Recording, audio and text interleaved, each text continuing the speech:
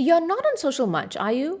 So that is typically how the conversation starts with anyone that I am meeting online for the first time. It could be a client, it could be someone else, and they're pretty fascinated by this idea that I am not posting multiple times a day on social media, and I don't feel pressured to try the new features that the social media platforms come up with.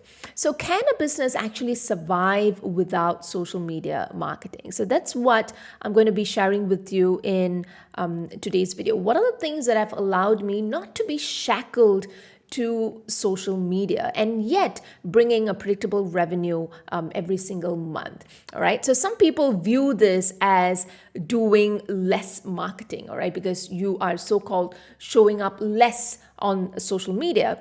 But in this video, you will see that there are so many different other pieces that I've put in place that has enabled me to not be on social media much, because I choose not to be on social media for so many different reasons, right? So when I started my business, I had a time zone. I mean, I still do have these limitations in terms of the time zone difference, in terms of the amount of time that I have to spend on my business. So in the limited time that I have, in the time zone constraints, I want to be working on things that matter. I want to be working on things that would bring an impact and serve my audience at the same time. So a lot of the decisions that I've made in my business have been influenced by these constraints, all right? So I've had to kind of move and maneuver to make sure that I make the most of the limited time that I have.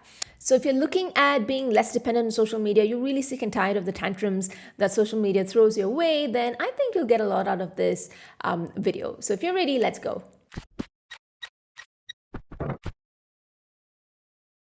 Now, a very quick disclaimer before I share what these things are. This is my 7th year in business, and it took me about 2 to 3 years to build up to a place where I was getting predictable revenue every single month. So none of these things that I'm sharing with you today are things that you can put in place today and then see off the charts conversions the very next day or tomorrow.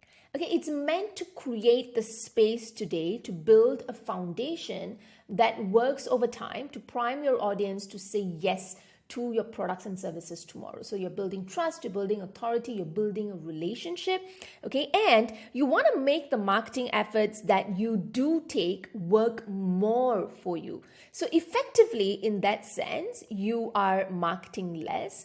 But I don't really like this concept of saying that, how do you market less? Because I think if you do want to market less over time, you do have to spend the time, energy, and effort upfront to put a lot of these systems in place, right? So what I'm going to share with you gives you an insight into what this could be for your own business.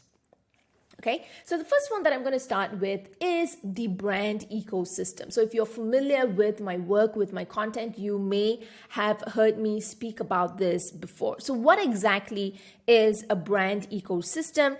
This consists of various nodes that serve as an entryway for your work to be discovered. So it could be Pinterest, it could be Instagram, it could be a podcast where you are featuring as a guest, it could be a Facebook group, okay, it could also be a summit, for instance. All right, so all of these are different nodes that serve as an entryway into your brand, into your world, into your home base. Okay, so your home base is always, always, always your email list, because that's the only thing that you own. All right, your Facebook group or anything that you do on social media, you don't own those, but your email list, you own that. You could very well print off your export a CSV file and then move your email contacts to another platform if you want, or to another email service provider if you want, because those contacts, those are yours, that you've built over time. Okay, so most of us start with maybe 1 or 2 nodes and then we branch out from there. So for me, I started very much with guest posting, I started with Pinterest, and then I expanded from there. So the key thing here is not to have multiple nodes, all right? It's not to have like this enormous brand ecosystem. That is not the key thing. Because if you do that at the very beginning, it's going to lead to burnout. All right, the main thing is to know exactly how the nodes are going to branch out. So the moment someone enters your brand ecosystem, where exactly are you sending them to? What are you sending them as well? Okay, so for instance, if someone listens to you on perhaps a podcast, all right, let's call this podcast A, how will they get to your home base? All right, so you might think, okay, that's easy. I mean, yeah, I could share a lead magnet on the podcast and that could get someone on my email list. Fair enough. But what happens after that? All right, what content are you sending them after you are able to get them on your email list? And where is that content leading them to? Now, this is where people are not, they kind of get hazy. All right, they are able to get people on the email list, but what content to send them, what is going to be the right fit content to send, and where is going to lead those people to, that is where that's the kind of the key part. All right, that is what differentiates one person, one business from the next. So you want to be very clear about where all these nodes are leading your people to, right? What are these pathways and how do they all link to one another? Now, how does this help? Okay, you may be thinking, because if you're sharing the right content at the right time to the right person, depending on how they came into your brand ecosystem, okay, it helps you get away with less marketing. All right, it gives you so-called more bang for your buck. Because imagine if they're coming into your home base and you're sending them all kinds of haphazard content, then it's harder for someone to figure out what you're about, what your business is about, and how they can go on to work with you if at all they're interested. Okay, but if you know how to lead them on this journey, if you know the right type of content pieces to kind of, handhold them through this journey within your brand ecosystem, then you'll be able to get away with a lot less marketing. So you want to know how the assets that you've created link to one another and where it leads the subscriber, so that you're able to present the right offers to them at the right time, depending on what is top of mind for them. So this is one of the things that I started to put in place from day one. And obviously, the brand ecosystem as it is, what I have right now is not what it looked like when I was 2 years in or 3 years into business. Okay, what matters is the intention to want to create the right pathways, the right journey, and create a good experience for the people who are finding you. So this could be very simply being intentional about the lead magnets, being intentional about linking the lead magnets to the content, and then having a solid nurture system in place. How are the emails that you are sending them linked to that lead magnet, or are linked to what is top of mind for them? And within those emails, what exactly are you saying? So these are the things that matter. So you're essentially laying breadcrumbs, in a sense, for people to discover your work. Okay, so right content at the right time to the right people, right? This is what I mentioned just now. Now, the next thing I'm going to talk about is a campaign strategy. So again, if you are familiar with my work, you know that I am a huge fan of using the campaign strategy to structure your marketing calendar, because what this does is it gets you very intentional about what you are sharing. So as recently as the Plan Intensive Challenge, if you've been a part of that challenge in past years, you know that I always talk about planning your year in terms of campaign blocks. So, you could decide that, all right, I'm going to be running maybe 6 or 7 different campaigns this year. And each campaign, there is a particular goal. It could be to promote a particular offer or a service. It could also be an authority building campaign. Specifically, if you are brand new, it could be a visibility building campaign, specifically if you are new to business. So rather than coming up with random pieces of content, all right, or off the fly newsletters, when inspiration strikes, you sit down and then you send out a newsletter, or you write a blog post, or you create a video. You want to be intentional. Okay, when you think in terms of campaigns, you can be intentional, because you'll ensure that every single thing that you're creating is tied back to the goal of that campaign. So that campaign goal drives every single piece of content that you're sending, whether that's on social media, whether that's on email, whether that's on, it could be a podcast, a YouTube channel, it could even be a blog. And for me, this has been very, very helpful because it ensures that everything that I am creating as part of that campaign is aligned. It tells the same story, and it helps you also get clear about the transformation of the offer or service that you are sharing about. Okay, and it also helps you get clear about the audience that you're targeting. What do they need in terms of content in order to take the action that I would like them to take, all right? So how do I keep them informed so that they can make a right decision about whether working with me or, wanting to do business with me is the right decision for them? So this is where the content comes in, the content that you're sharing as part of your campaign strategy. This is where that comes in. It keeps you very, very intentional. Now, the next thing that I am going to be sharing about is the authority architecture. And this is something that's very, very close to my heart because I feel that it is not emphasized enough. Everyone talks about content. Everyone talks about how important content is and the need to be consistent, but not many people talk about authority architecture, okay, and why this is the key thing when it comes to content creation. So it doesn't matter whether you're consistent or not, if you're not kind of, imbibing this into your content, you're not infusing this into your content, then your content really doesn't have a chance. So what does authority architecture mean? All right, this speaks about, okay, the core messages that you want to be emphasizing about each offer. Okay, how are you talking about your products and services, and why should they choose to do business with you? All right, why should they make that decision?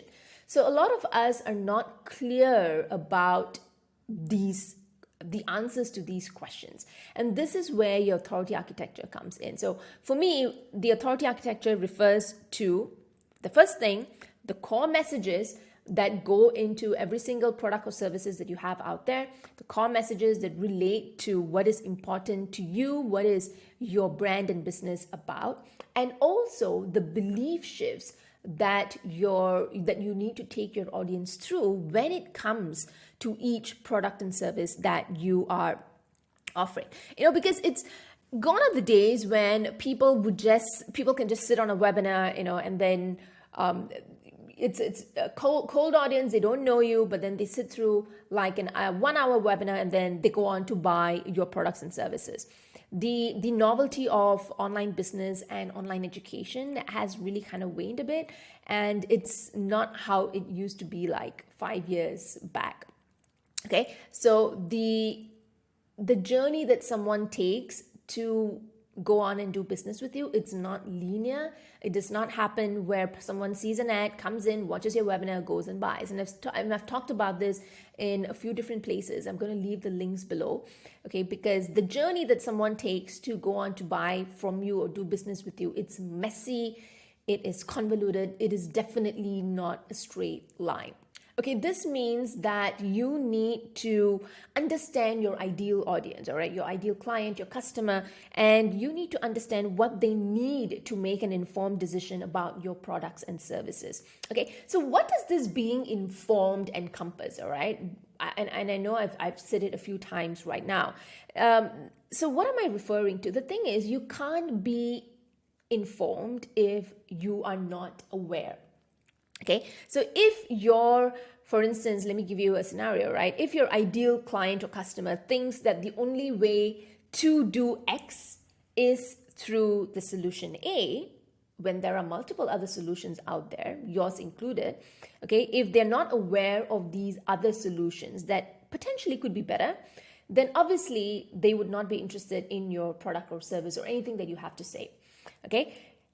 And again, if they think that this is the only logical way to do certain things because they're not aware that doing it in that way could have negative consequences, for instance, then they are not informed. So these are two ways that, when your ideal customer or client is not informed, and where content can come in to handhold them and support them to have the right information at the fingertips so that they can go on to make a decision about whether working with you is right or not for them.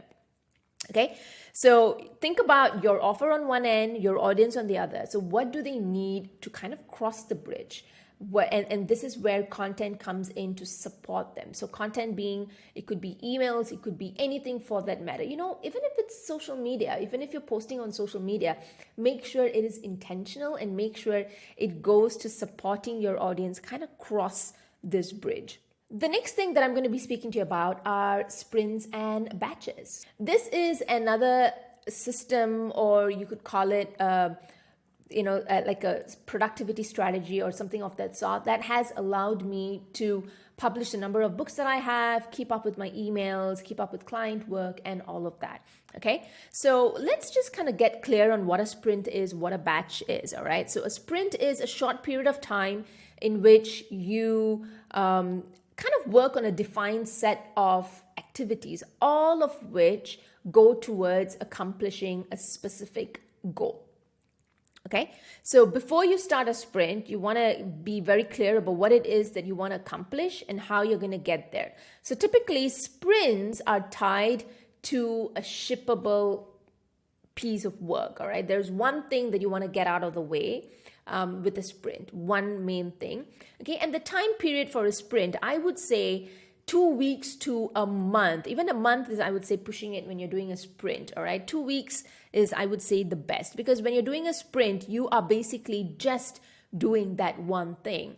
All right, so what is best for sprints is, coming up with if, let's say, you have the outline for a program that you want to create, if it's a tripwire that you want to create, if it's a course, my books, every one of my books that you see on Amazon, I've used a sprint to write through them, because it helps you not switch between tasks. And when I was writing my first book, the 1 hour content plan, it was really a struggle because, I was working on it and then I would have to drop it and then go do something else, do other things for my business. And when I come back to it, it took me a long time to get into the groove again, right? So what I realized over time was when I could block out periods of time just to work on that, I was able to ship and get that out a lot faster. So when I'm doing a sprint for, let's say, a 20K word book, okay, on Amazon, all right, I have the outline, a very quick and dirty description. Always like to get the description out there. And then I get my first draft out of the way very quickly. I edit that. Then you've got all the resources and citations that you put together, work on get the design brief done, get the supporting material. All of this you would be able to do in a span of 2 to 3 weeks, okay? Compared to if, let's say, I was going to do the book, write the book, and then work on other things at the same time, it could easily stretch to more than a month. It could take 2 months or 3 months. Even that, you might not be able to finish it. But when you're just working on this one thing, then you would be able to get it out of the way faster. Okay, same thing goes when you're doing a sprint for a digital program. Have the outline. This is what I would say takes the bulk of the time, because if you have a solid outline, you will not go back and forth with, should I add this, should I do this or not? Okay, then make sure you break it up, whether it's steps 1 to 10, is it going to be modular or is it going to be goal-based? What do they need to know to achieve the transformation that you've set for either that goal, that module, or that particular step? How can they implement this? All right, then I have a very quick and dirty sales page. Then start doing the slides. So I always like to do the sales page first. It's a huge thing off my plate. Do the slides, then do the supporting materials, whether it's the worksheets or the checklist and all of that. And then I would also video, do all the videos and then edit them the next day. Okay, so yes, it is intensive, but that is the whole purpose of doing a sprint. You want to get something like this out of the way and then shipped. Now, batching is when you condense work into a short time frame. So you're grouping similar tasks together, so you're not jumping from one task to the next. The key difference here is that you can incorporate batches into your day-to-day work, all right? So for some people, they see sprints and batches as being similar. for me, I see them as being slightly different, because a sprint would mean that I'm really just blocking out, pockets of time to just work on that. But for batching, I could dedicate maybe every 3 days, I could say that, all right, the afternoon, 3 hours is when I'm going to write my emails. And then that's when I would batch. It really is, don't get too hung up on the meaning of the words. Is really to identify, all right, what you can take out of that particular productivity tool or hack or method, and kind of weave it into your work process and your style. The very last strategy that I want to talk about is the product ecosystem. Okay, so like I've said time and time again, the big mistake that I see a lot of people making, especially if you're new to digital products, you're new to selling, is to start with a huge, like a humongous offer, like a membership or a premium 5-8 module course. And yes, there is a lot of value in that, but it is going to be harder to sell, especially when you don't have a big enough audience who wants to buy from you. When you're not used to selling or writing copy, and these are all skills that you are just... Now, when you have a product ecosystem, there are multiple ways to work with you, all right? So for someone who is just new to your world, when you offer them a tiny offer, it could be 7, 17, 27, 37. Those are inexpensive. So when someone is new to your world, all right, and you offer them a tiny product, it could be something like $27, $37, or $47, then the resistance that they would feel, because they don't know you, they don't know your work very well.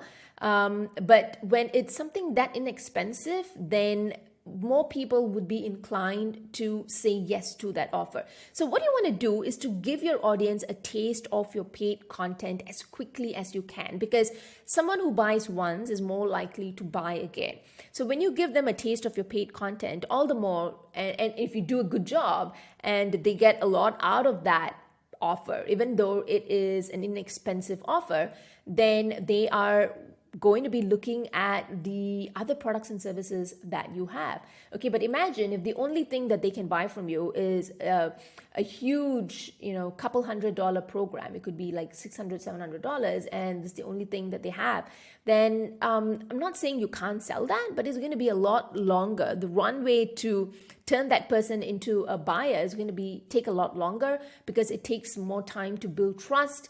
It takes more time for them to get familiar with your work. So for me, by building a product ecosystem, all right, so there are multiple ways that you can buy from me. I've got my books on Amazon. The price points on those. They're $3.99.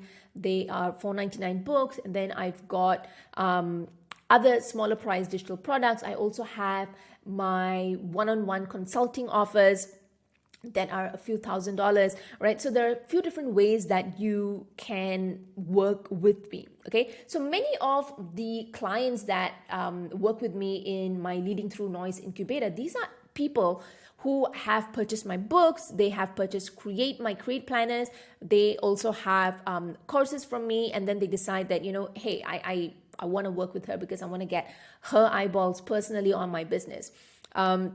So these are people who have come in through all of these different pathways, experienced my work, and then they decide that, this is the right decision for me. So if you're thinking about building your own product ecosystem, what you can do is to kind of identify the big step, right? What's on the other side of the river? Or you could also go back to the analogy of that bridge that I just shared with you a couple of slides back, right? So think about the river, identify the big step, and then go on to identify the stones, the huge stones that will help you cross the river. Because obviously one person can't take one giant leap, all right? They have to cross those little stones on the way to the other side, all right? So once you have those huge stones or boulders, then try and figure out, okay, what are the tiniest stones, all right? What is the smallest step to see a change?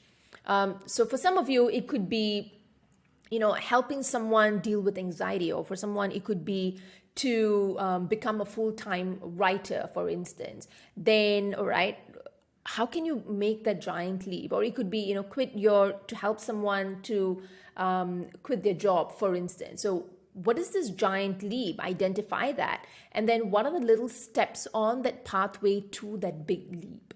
And then narrow it down even further. So once you have these, it gets easier to be able to identify, okay, the big boulder, this could be like a program in itself. It could be a course. It could be some kind of a coaching program. The little steps, the little stones on that way, in between, these could be tinier products, all right? These could serve as tripwires. It could serve as small digital products. So this is how you take steps to build out an offer ecosystem. Now, again, when you're building out your product ecosystem, this is not something that I had from day one or even 1 or 2 or 3 years into business. It has taken me this many years to kind of slowly, work one offer at a time and then put things in place. So when you're starting out, don't think that you're going to be able to flesh out your entire product ecosystem. It does not work that way. But what I would like for you to do is to have that vision of, okay, this is how I would like to do it, but I'm going to start with this tiny product. And then I could,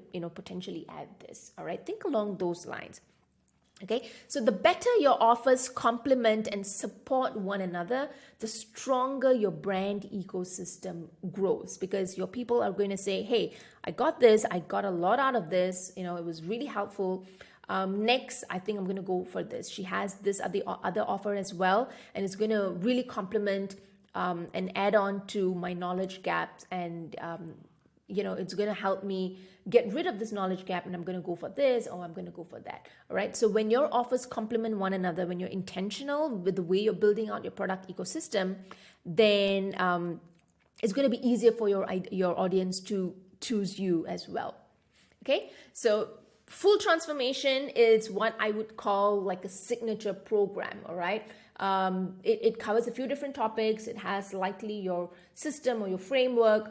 A specialist course is something where you talk about just one topic. All right. So the profitable email system that I have, PES, would be what I call a specialist course, because it just focuses on email.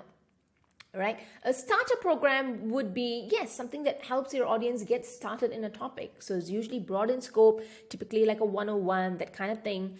A tiny product is something that addresses a distinct issue within a larger problem. Okay, so my authority email template pack addresses a distinct issue within the larger problem of email marketing. Okay, or my content marketing template pack addresses a distinct issue within this larger problem of content strategy. So this is how you think about the various different offers that might go into your product ecosystem. These are the 5 levers that I wanted to share with you. If there has been something that has helped you not be in constant launch mode, and has also helped you bring in a predictable revenue without being on social media, being shackled to social media, I would love to hear about it. Leave it in the comments below, or you can hit reply to any email from me. If these are the things on your radar, I would love to invite you to sign up for a brand new masterclass that I'm putting together. All right. If you are looking for a way to get more intentional with content, to really get off the content hamster wheel, I am going to be sharing with you the 3 ways, the 3-pronged strategy, in a sense, that I've seen is, the only way that you could ever get off this cycle of constantly creating content. I'm going to be sharing more about that in this masterclass. I'm going to leave a link below for you to sign up as well. And I look forward to seeing you in that masterclass so that we can continue this conversation. Till next time.